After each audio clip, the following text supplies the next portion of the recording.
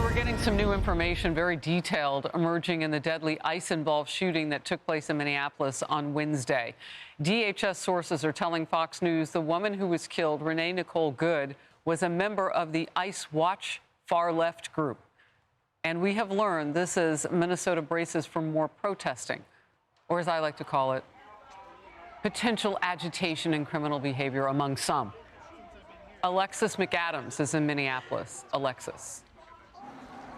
Harris, we're just going to have to see what happens here on the ground. Yesterday, some of those protesters at the federal building spit on agents. They were taken into custody. They tried to jump on their cars. It didn't work. They still went out there and did those ongoing ICE operations. It comes as the feds say the shooting was self-defense. But when you talk to the local mayor here in Minneapolis or other local officials and those protesters, they say it was murder. Watch. I mean, the ICE agent walked away with a hip injury that he might as well have gotten from closing a refrigerator door with his hips.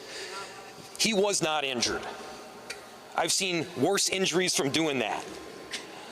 And so give me a break. No, he was not ran over. He walked out of there with a hop in his step. But DHS says this woman, Renee Nicole Good, did hit the agent with her SUV. And there are so many different angles when you look at all of it on the ground. They say that this agent opened fire in self-defense, and sources tell Fox she was a trained immigration activist. So it's something we've seen in other cities as I've gone out with ICE agents.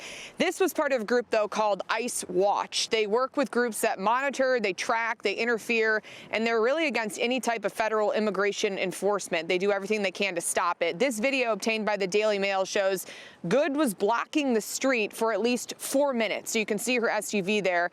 That's when the ICE agents were trying to get around it. 4 minutes, they say, before the shots were fired. Her wife was filming as she tried to stop an operation. This individual, the subject in question, the deceased, had been following our law enforcement throughout the day, stalking them. She started blocking our law enforcement, harassing them, impeding lawful operations on the ground. And protests have erupted here on the ground. We saw it yesterday. We'll probably see it again today. These people were jumping on the car. I really think this guy thought he was going to stop that, that car, I guess, from going out. It didn't happen. Another guy actually broke off a side view mirror. So this got a little out of control. One man spat on an agent, too. And the feds are looking into these groups and these protesters to see who is funding and training some of these people. Back out here live, I can tell you, it's not just Minneapolis. We've seen those type of groups, Harris, across the country and other states as well. We have this RAM up right now, this live look where you can see what's happening at the federal building, if we want to pull that up too, if we have it. But basically, they have some protesters out there that are gathering, and the investigation continues. But just one more point I want to make, just when we're talking about these people that are doxing ICE agents or whatever, even just having a rental SUV, Harris, here in Minneapolis, before the shooting happened, I had people coming up to me and asking me for paperwork and asking me if I was with ICE because I'm in an SUV. So people here are trying to, figure out what's going on, and they're trying to track all of that ICE activity. So we'll keep an eye on it. Look, I don't want to put too fine a point on it, because when we draw attention to ourselves in these incidents, it can get dicey because people want to put us in the middle. But that's unbelievable, the vigilantism that's going on. That's not okay. That's not okay. But I'm glad you told us. We're aware of it now. Stay safe. Thank you. Before I go on with that, Donna, I just have to come to you. That's legally not okay. Yeah. Not only is it legally not okay, but you have hotel workers giving names of these agents out, people that are staying in town. You're passing them out to these people that are out there protesting. I mean, this is crazy. I keep watching this thinking, why is there no accountability for this unlawful action? What's happening? Now, normally, the local police would come in and make arrests when people are doing this. They're not doing it. Remember when the truckers were in Canada? What happened to those truckers? They were protesting. What happened? Their bank accounts were frozen. But nothing's happening to any of the people here. It's really something. We really need to get to the bottom of these groups that are funding this, because this is totally unacceptable. I will also say, though, it looks like there's only a few hundred people out there max. So I think we need to realize, too, this is getting such attention But Right. maybe the vast majority of people are not as against this as this small that's section interesting. of society. So I think that's something to think about too. Yeah, that's a good point. Let's go to Portland, Oregon now, where another alleged ramming incident is under investigation. Department of Homeland Security says a Border Patrol agent shot 2 illegal immigrants who tried to run over federal agents. And today, Homeland Security released these images of the suspects police say are now in the hospital. The driver is accused of being a member of the Venezuelan gang Tren de Aragua. The passenger is suspected of ties to prostitution ring, which was linked with the same vicious gang, TDA. DHS has described the scene this way. Quote, agents identified themselves to the vehicle occupants. The driver weaponized his vehicle and attempted to run over the law enforcement agents. Fearing for his life and his safety, an agent fired a defensive shot. The driver drove off with the passenger, fleeing the scene, end of quote. Now, Portland's far-left mayor, Keith Wilson, well, he's had a lot to say today. The full force threatened by the administration has deadly consequences. As mayor, I call on ICE to end all operations in Portland until a full investigation can be completed. And as they recover from their wounds, Washington State Governor Tina Kotek is tearing into DHS. Watch this. Federal agents at the direction of the Department of Homeland Security are shattering trust. They are hurting people and they are destroying day by day what we hold dear. Well, this comes as DHS says attacks against federal agents are soaring. And you know we've been keeping the numbers. Take a look at the big wall on this one. Last year, assaults were up 1,300%. Vehicular attacks increased 3,200%.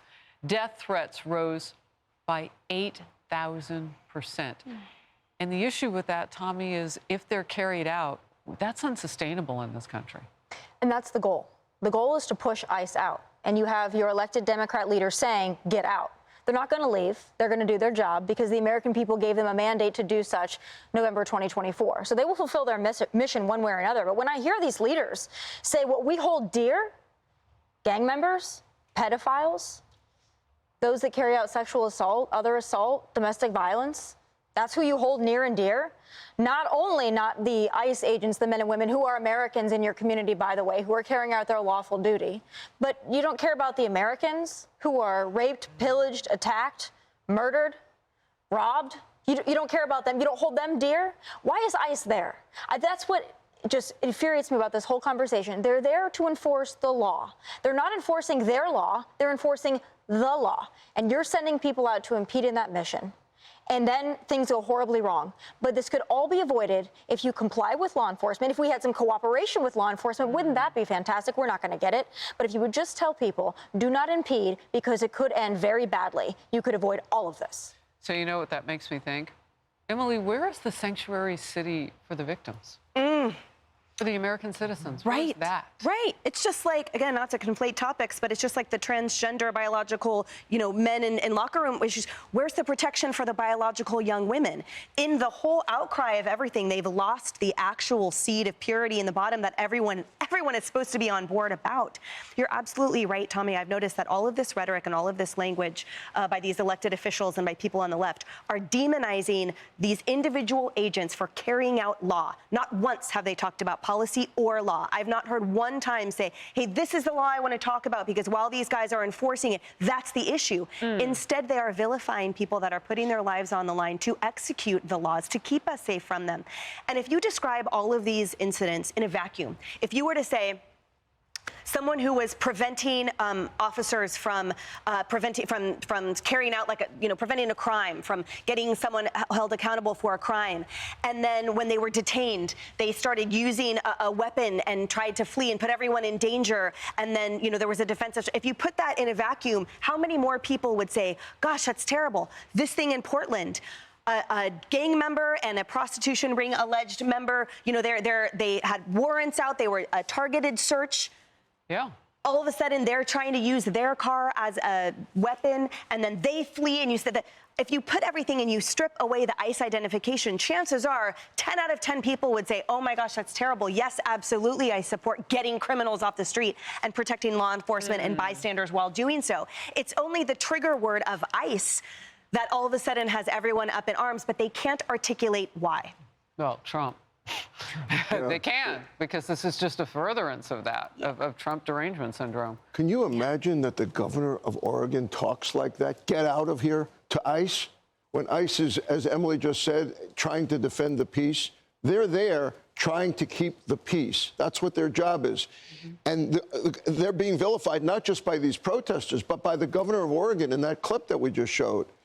And what about their mental health? You know, I brought this up before. You talked about post-traumatic stress during one of the breaks. Post-traumatic stress disorder, there's also a shortage of ICE agents. And now they're under direct attack. You saw in the clip from Alexis, we're looking for a car of ICE agents so we can go after them. Imagine working under those conditions where you're being spit at, where you're being run down by cars, where violent protests are occurring. Illegal protests. Well, unfortunately, it's law enforcement in general. I mean, and Portland's mayor is, I mean, he's a symptom of a bigger problem now. And remember what they did during COVID. They had no problem coming out and enforcing those laws. Can't go see your family, must wear a mask. They went crazy They about locked down schools They this sure week did. since Why, this thing why in aren't Minneapolis. they coming out to Tommy's point and saying, why isn't the Venezuela gang not being targeted by the governor rather than the people trying to defend? That's actually a good question. Why aren't these states going after these gangs? Like Colorado should be leading the charge. But Harris, you know the answer. voters?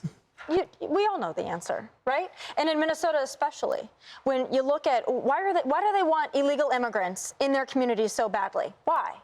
Look at the fraud being taken place. Look at the Democrat leaders that are implicated in some of this fraud. Why are they fighting tooth and nail to keep as many illegal aliens or legal immigrant fraudsters in their community as possible? Rhetorical question. Hey everyone, I'm Emily Campagno. Catch me and my co-hosts Harris Faulkner and Kaylee McEnany on Outnumbered every weekday at 12 p.m. Eastern, or set your DVR. Also, don't forget to subscribe to the Fox News YouTube page for daily highlights.